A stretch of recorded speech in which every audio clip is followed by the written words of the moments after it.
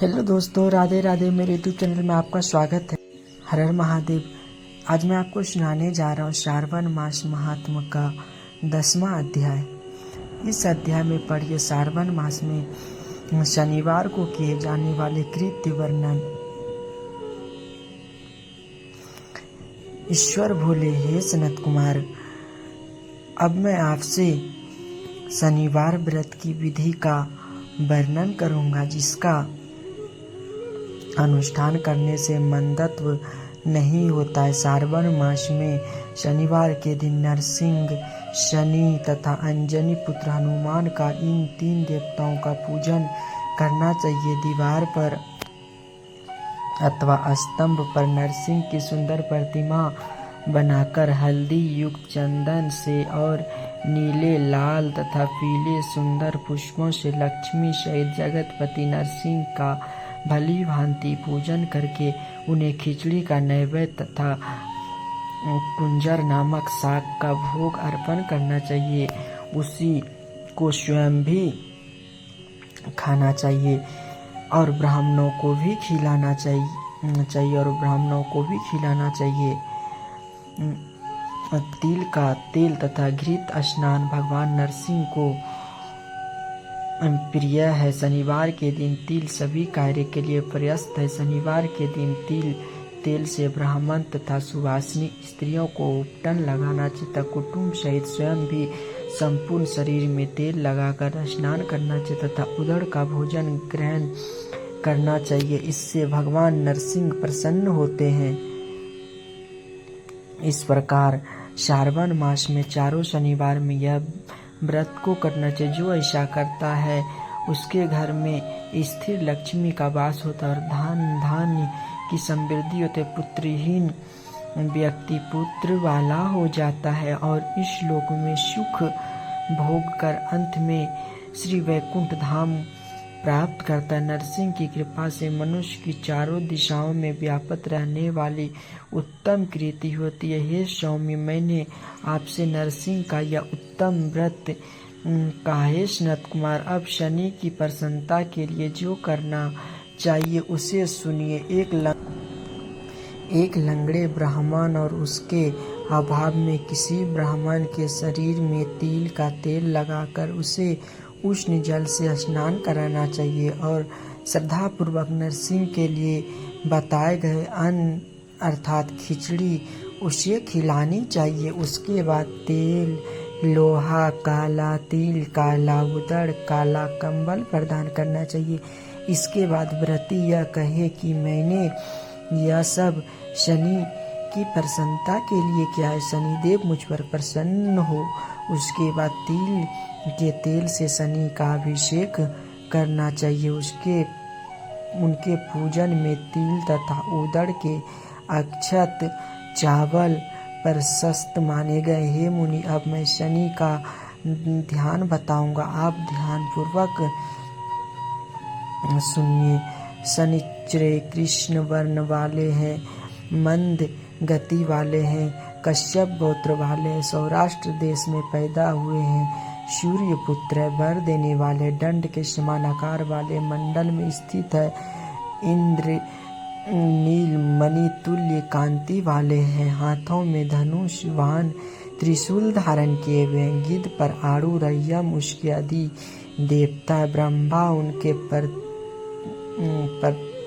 प्रतिनिधि देवता है। ये कस्तूरी अगूर का गंध तथा गुग्गल का धूप ग्रहण करते हैं, इन्हें खिचड़ी प्रिय है। इस प्रकार ध्यान की विधि कही गई। इसके पूजन के लिए लवमयी सुंदर प्रतिमा बनानी चाहिए। हे द्विश्रेष्ठ, इसके निमित्त की गई पूजा में कृष्ण अर्थात काली वस्तु का दान करना चाहिए।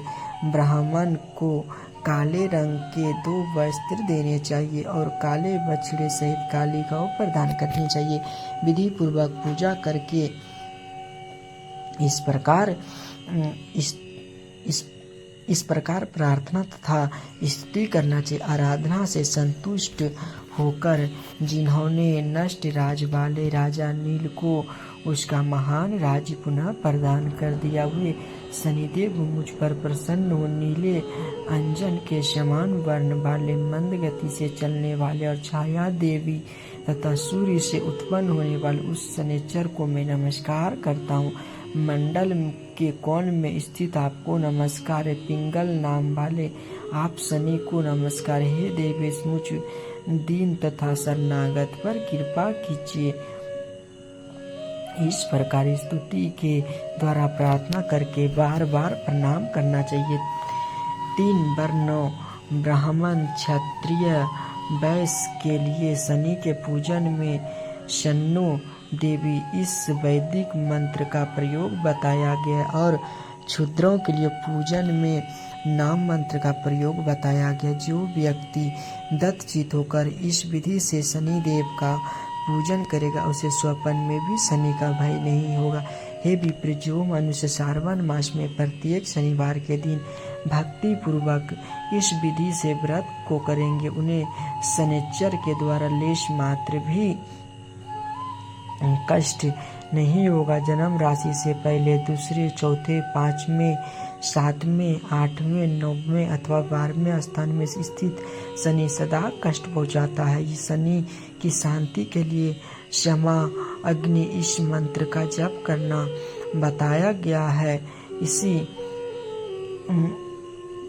इसकी प्रसन्नता के लिए इंद्र नीलमणि का दान करना चाहिए। हे सनत कुमार, इसके बाद अब मैं हनुमान जी की प्रसन्नता के लिए विधि का वर्णन करूंगा। हनुमान जी की प्रसन्नता के लिए श्रावण मास में शनिवार को रुद्र मंत्र द्वारा तेल से उसका अभिषेक करना चाहिए। तेल में मिश्रित सिंदूर का लेप उन्हें समर्पित करना चाहिए। जपा कुसुम की मालाओं से, आक धतूर की मालाओं से, मंदार पुष्प की मालाओं से, बटक बड़का पेड़ के नैवेद्य से तथा अन्य उपचारों से भी यथाविधि उसे सामर्थ्य अनुसार श्रद्धा भक्ति से युक्त होकर अंजनी पुत्र हनुमान जी की पूजा करनी चाहिए। इसके बाद बुद्धिमान को चाहिए कि हनुमान जी की प्रसन्नता के लिए उनके 12 नामों का जप करे। हनुमान, अंजनी सुन, वायुपुत्र, महाबल, रामेष्ठ, फाल्गुन, सखा, विकांक्ष, अमित विक्रम, उद्धिक्रमण, सीता शोक विनाशनम, लक्ष्मण प्राणदाता और 10 ग्रीव दर्पा, ये 12 नाम है। जो मनुष्य प्रातः काल उठकर इन 12 नामों को पढ़ता उनका मंगल नहीं होता है और उसे सभी संपदा सुलभ प्राप्त हो जाती है। इस प्रकार श्रावण मास में शनिवार के दिन वायुपुत्र हनुमान जी की आराधना करके मनुष्य वज्रतुल्य शरीर वाला, निरोग तथा बलवान हो जाता। अंजनी पुत्र की कृपा से वह कार्य करने में वेगवान तथा बुद्धि वैभव से युक्त हो जाता। उसके बाद शत्रु नष्ट हो जाते हैं, मित्रों की वृद्धि होती और वह वीरशाली तथा कीर्तिमान हो जाता। यदि साधक हनुमान जी के मंदिर में हनुमत कवच का पाठ करे तो वह अनिमा आदि 8 सिद्धियों का स्वामित्व प्राप्त कर लेता है और यक्ष, राक्षस तथा बैतालु से देखते ही कंपित तथा भयभीत होकर वेग पूर्वक 10 दिशाओं में भाग जाते हैं। सप्तम, शनिवार के दिन पीपल के वृक्ष का आलिंगन तथा पूजन करना चाहिए। शनिवार को छोड़कर अन्य किसी दिन पीपल के वृक्ष का स्पर्श नहीं करना चाहिए। शनिवार के दिन उसका आलिंगन सभी संपदाओं को प्राप्त कराने वाला होता है। प्रत्येक मास में 7 वार में पीपल का पूजन फलदायक है, किंतु श्रावण में यह पूजन अधिक फलप्रद है। इस प्रकार श्री स्कंद पुराण के अंतर्गत ईश्वर सनत कुमार संवाद में श्रावण मास महात्म्य में शनिचर नरसिंह हनुमत पूजन आदि शनिचर कृत्य कथन नामक 10वां अध्याय संपूर्ण हुआ। हर हर महादेव। राधे राधे। जय जय श्री हरि। कमेंट बॉक्स में हर हर महादेव ज़रूर लिखिएगा और मेरे चैनल को सब्सक्राइब कर दीजिएगा प्लीज़।